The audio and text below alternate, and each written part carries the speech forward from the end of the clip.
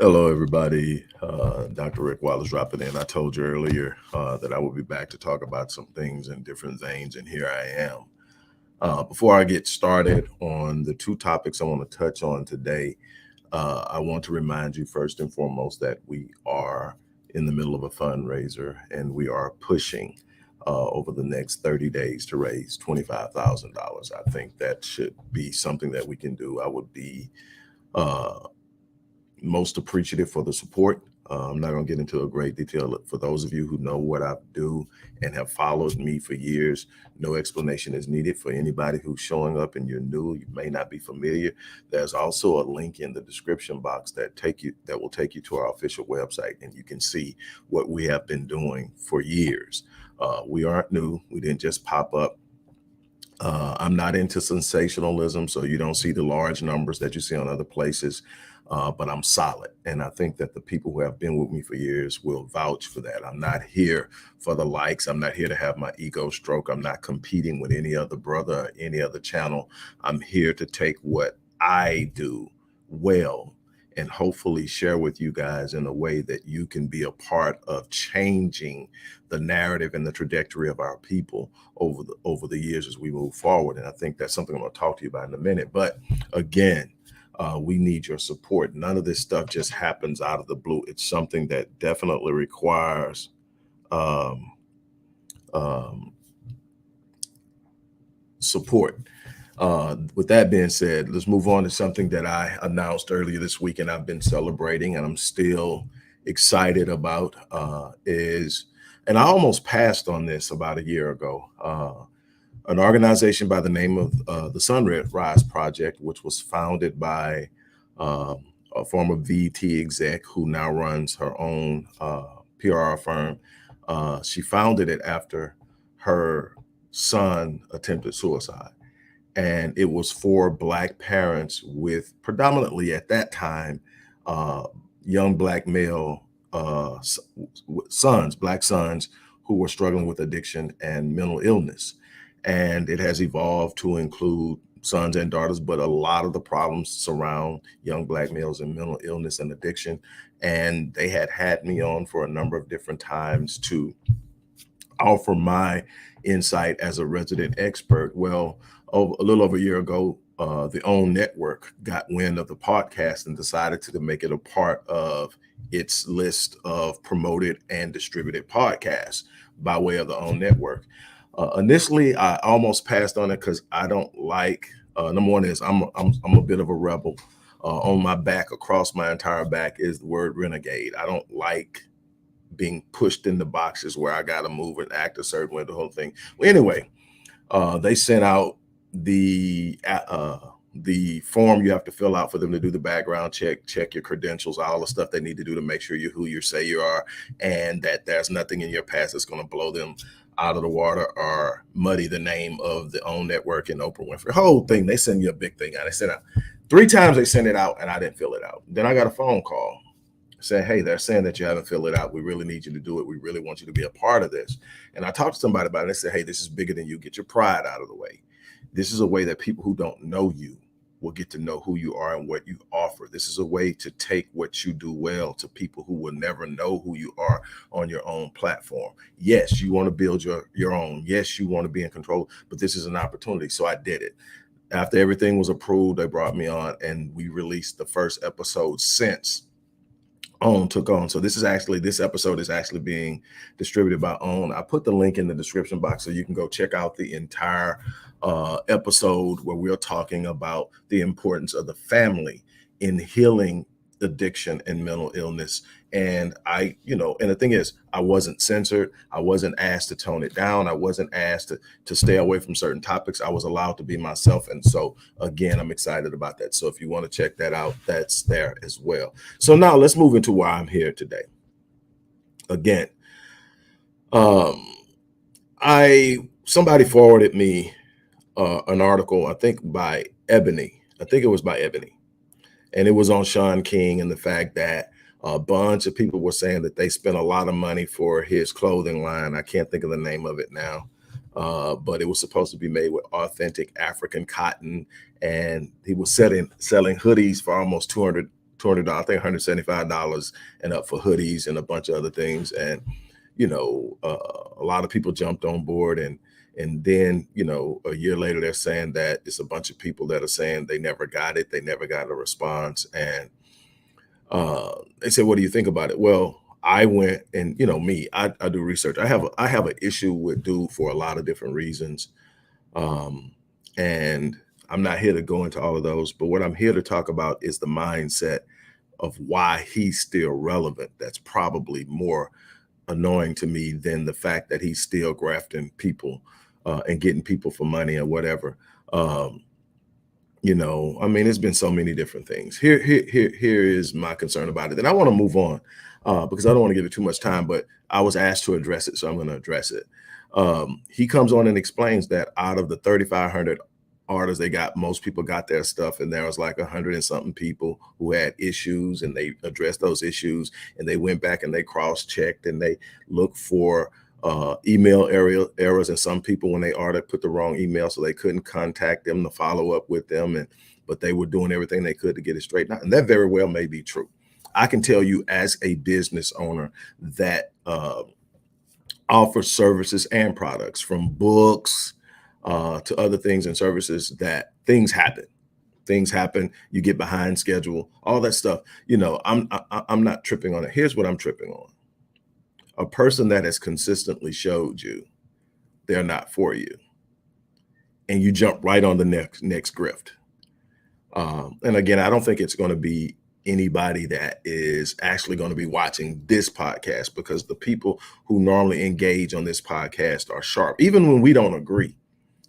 The people who come on this podcast or this show, whatever you want to call this, I don't want to label it, but people who come on the Black Voice channel, let's just say that, normally have insight, normally share, have an understanding of what's going on. One of the biggest things that I've talked about forever is that we don't know how things work. So we consistently get manipulated. We consistently get exploited. We consistently get taken advantage of. And my biggest problem with dude is he falls in the same vein with Black Lives Matter and the manner in which they literally raped, pillaged, and ravaged the movement in Ferguson for their own benefit, and literally took the gas out of it. You can say that, certain members of BLM were either directly or indirectly connected to the murder of Darren Seals. One literally calling for him to be drugged down the street, shot and drugged down the street. Shaun King was a part of this. And he was a part of this nonprofit industrial complex move to draft and graft money out of that movement until it killed the movement. This is one of the most authentic movements that I had observed in my own life, where I saw real change about to take place, where I saw real energy created. This wasn't just rage. This was organization, and it scared them. And so they literally planted and infiltrated and disrupted. And King was a part of that. And he consistently has followed on the name that he built during that, and consistently pulled people in, and people have joined. And I look up at how we push and how we fight, and Dr. Blanchard and we talk about this consistently, how the people who are really truly planted on the grass moves. Nyota Ura, who is one of the most brilliant minds in digital media and in the history of our people, especially in the area of history of hip hop. The work that we've put in the grassroots movements, and the level of commitment that we have executed and participated in for years, and how hard it is to get people to actually come out and support real work that changes real lives.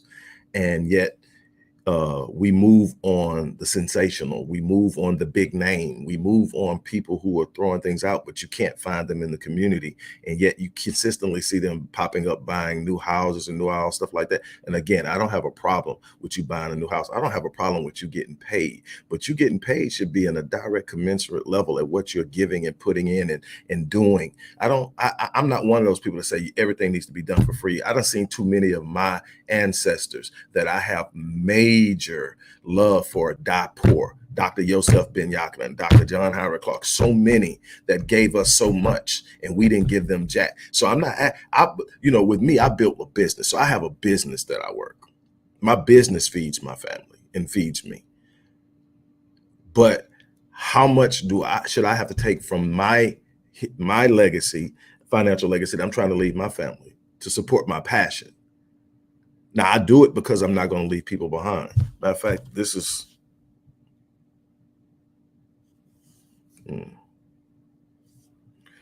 one of the kids that I'm supposed to be meeting. Hold up. I call him a kid. Dude's 27. Anyway, that's that. I mean, my whole thing is not that he got them for that. That could just be a logistics nightmare. It could be. Maybe he underestimated how many people were going to order. That will happen. And logistically couldn't handle it and he's straightening it out. It happens. And it's definitely happening when you're trying to get something going that's new and you're not really prepared. But my point isn't that. My point is, why do we keep jumping behind people that consistently show us that they're not really working for us? That's that. I'm done with that. Now on to a bigger issue. And I talk about this a lot, and I'm going to try to be as succinct as I can. We constantly talk about our children being our future. But when we observe how we handle our children, how we protect our children, how we prepare our children, I am hard pressed to find the level of commitment to ensuring that they're safe, to ensuring that they're prepared, to ensuring that they have the right mindset, to really say that we truly and unquestionably believe that our children are our future. It's a beautiful saying. It's good. We talk the right stuff, but when we look at what we're doing, we're not protecting them. Too many of them are dying at the hands of us. Too many of them are dying at the hands of one another. Too many of them are dying from suicide.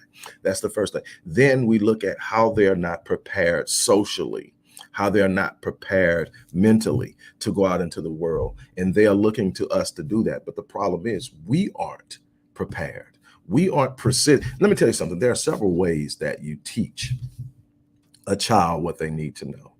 The first way is you sit down and you reason with it. You talk to them on a level that they understand, and you give them principles and you instill these principles. But at some point, these principles have to be reinforced. How are they reinforced? They're reinforced by them watching you modeling it. When they look at us, they see us doing everything that we're asking them not to do. When they look at us, they don't see the higher demand. We're not placing a higher standard.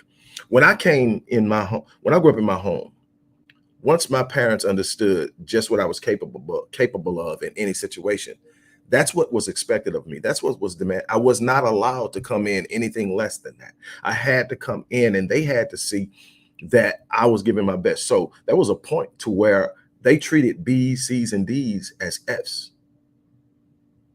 And people say, well, that's crazy. I said, and now that I'm glad that they did. You know why?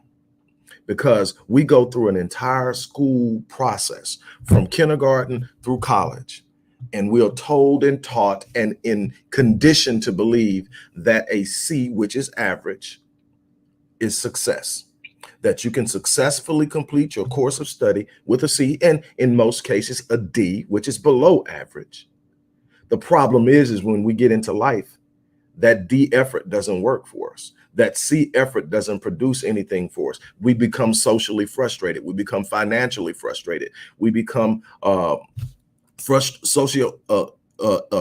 in the socioeconomic sense. Why? Because we find out that we have been programmed to do just enough to make other people wealthy and to keep ourselves alive and a roof over our heads. We haven't taken on the mindset of being excellent. We haven't taken on the mindset of being extraordinary. We have gotten to a point now where we're more inclined and worried about being the friends of our children, to where we don't set a standard. We don't push for excellence. We don't demand excellence, and we just want to get out of parenting. So we're just trying to get them to the gate. Look, However you get there, you get there. We're just trying to make sure nothing massive or catastrophic happens before we get them out of the house. And we're sending them out into a world that's inherently hostile to them. We're sending them out in a world that's literally designed to trip them up at every corner, at every opportunity. We're sending them out in a world where they have this idea of what they want, but they have not yet been prepared to achieve it, to seize it, to take hold of it, because we allow their devices to raise them. They spend more time in their devices than they spend at the table of counsel with us. And it's beyond that. When we send them out to school, the schools aren't preparing them to be business owners. The schools aren't preparing them to be critical thinkers. The schools aren't preparing them to observe their social dilemmas and come up with solutions. That's something that we should be aware of and we should be working on in the community. If the children are really our future, we have failed at preparing them to execute their promise. We have a problem.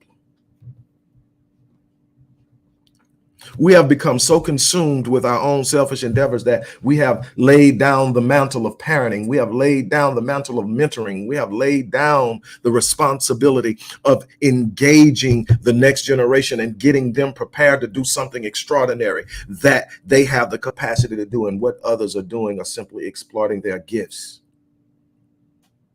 without giving them room and space to expand. That's on us.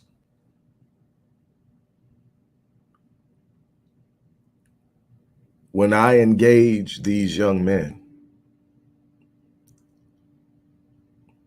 I see a thirst to be something. I see a hunger to become. But I see a concern and a fear that they won't measure up because they don't even know who they are yet. They've entered the world of adulthood with no sense of identity, and they are looking for someone to tell them who they are. I get a smile on my face when I start to speak into their lives and I start to tell them who they are and what they're capable of, and that no matter what they face, they have the capacity to overcome it. I am talking about the need to prepare young Black males. That's why I created Black Men Lead, because not only can, by socializing young Black males, can we reduce violence, we can increase success rates in business ownership, we can reduce incarceration and recidivism, we can reduce intimate partner violence and intimate partner homicide. All of this has been proven that when we socialize them, they perform better. They integrate into society better. They become pro-social in their responsibilities to our race when we socialize them. But when we don't, they search for power and respect in ways that prove detrimental to their future and harmful to the community. But we are not being what we need to be in our homes or in our communities. It's our responsibility.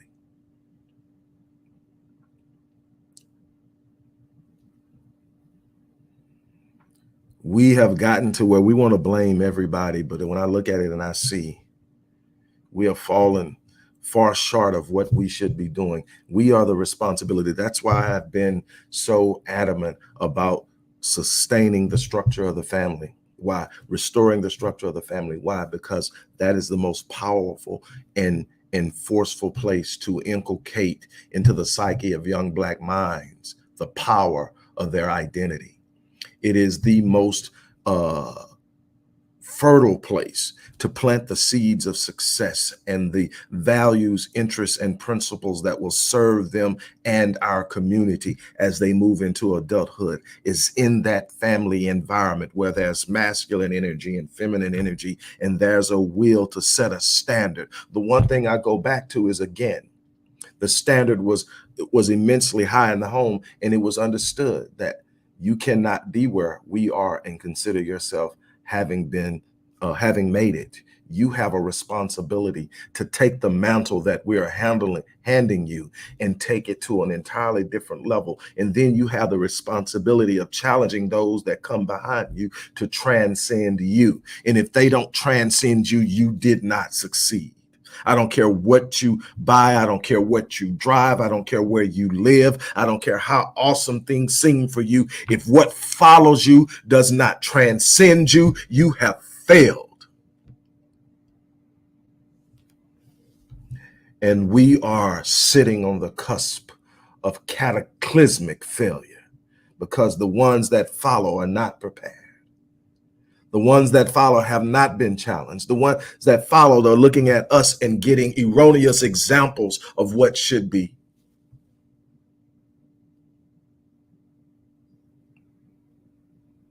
We can't even look at our children and say, do as I do, because if they do, they're going down a path of destruction. We haven't righted our ship, so how can we possibly serve as a navigational force for those who follow? We are failing our future if we really truly believe that our children are the future. We are failing our future. We are failing the seeds of promise. We are failing the potential for liberation and empowerment, the thing we say we want most. We have bought into individualism. We have bought into consumerism. We have bought into the idea of me.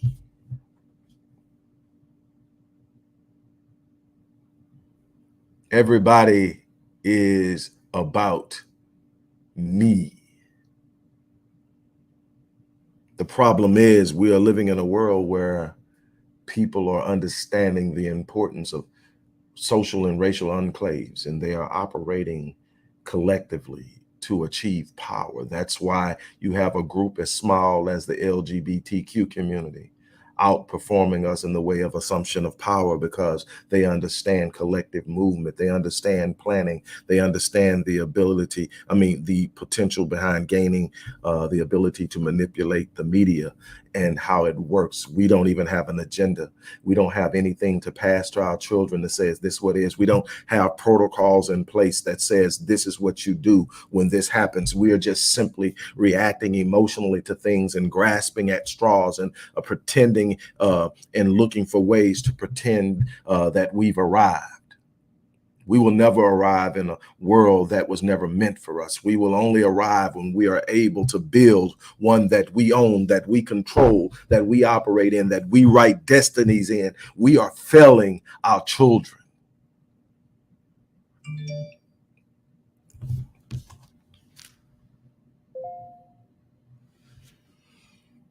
We are failing our children. It breaks my heart to sit up and see the kids that come to me in number, and I do the best I can to reach them. And it doesn't matter. And here's the thing. I want you to get something. Here's the thing.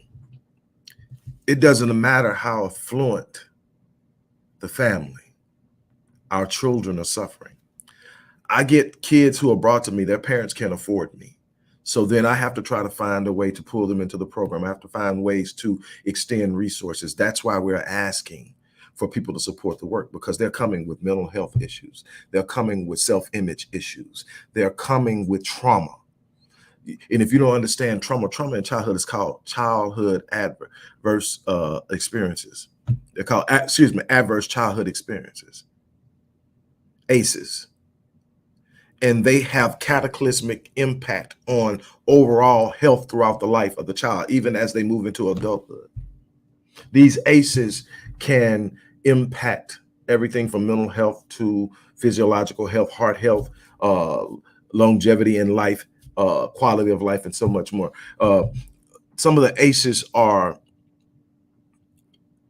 divorce between parents, separation between parents, parents being incarcerated, neglect, abuse, sexual, physical, emotional, um, parents being addicted to some form of a chemical substance, from alcohol to drugs, and others. And each one of those instances and occurrences, each one, sexual abuse, neglect, physical abuse, emotional abuse, all of those are considered an ACE. So 1 point.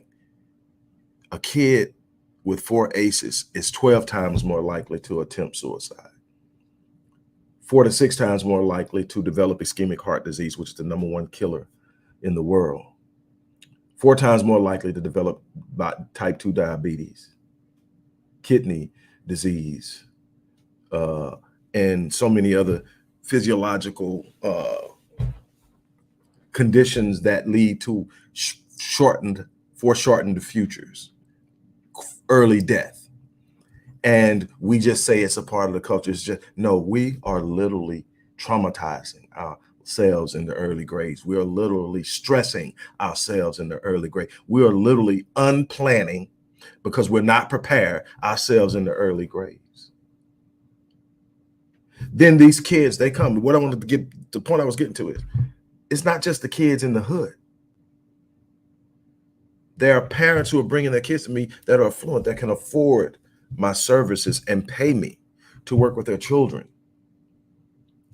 Addiction, mental illness, kids just completely checking out.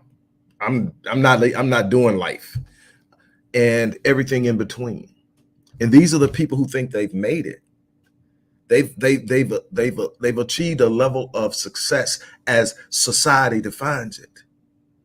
But our children are still struggling because we are not preparing them. And this isn't any attack on any one family. This is a social failure. This is a failure because, see, what happens is often when we experience a level of success, the first thing we do is we start to lift ourselves and move ourselves away from all of the things we grew up in, all the problems we experienced, all the poverty and all that. We don't want a reminder of it. So we move and we go to things that when we walk out of our house, it reminds us of the work we've done, of the things we've accomplished. And the thing, and I get that you want a representation, but the thing is, you don't understand that you cannot escape your reality by changing your geographical location. You move out of that by healing, by empowering the next generation, and looking up and seeing in front of you the people who came from you, who are going to take the mantle and go beyond what you ever thought was possible, because you got them where they needed to be. You prepared them. You held the environment together. And you set a standard that commanded execution. You set a standard that commanded and demanded execution. What's the standard in your home? What's the expectation in your home? What are you demanding of your children? When your children see you, what do they see? Well, I could tell you, for the vast majority, they see hardworking parents that are doing everything they can to provide. That's a good standard, but it's so much more. Do they see ethics? Do they see love? Do they see a concern for others outside of yourself? Do they see a connectivity to our people? Or do they see you distancing yourself from your racial connection because your money has provided a sense of escape? Do they see materialism? Do they see consumerism? Do they see individualism? Or do they see a collective pulling of the soul towards something greater than oneself? We are failing our children. When I look at the people around, I am concerned. I have said many times that for us to truly experience liberation and empowerment in the manner in which we speak of it, It will take men who are willing to plant seeds that they will not live long enough to see come to full fruition. We will have to escape the need for immediate gratification, the need to have the pat on the back and say, what an awesome job you did. Look what you fixed. We can't fix 246 years of chattel slavery, 12 years of Reconstruction, 15 to 20 years of black codes, 12 to 15 years of convict leasing, 70 years of Jim Crow segregation, continued serial forced displacement through redlining, urban renewal, benign neglect, gentrification, mass incarceration, miseducation, and the list goes on. We don't undo that with a push of a button and a slogan. We do that through consistent preparation, improving each generation, straining away the trauma as we grow, healing the trauma, empowering our youth, challenging our youth to be better than we ever were, implanting a seed of expectation that says you will rise. You will live your life at the highest level of your design. You will walk in ways that I only dreamed of because I brought you here to take the mantle. We are felling our future. I could go on, but I think that I've made my point. Look, we've got work to do. We have work to do.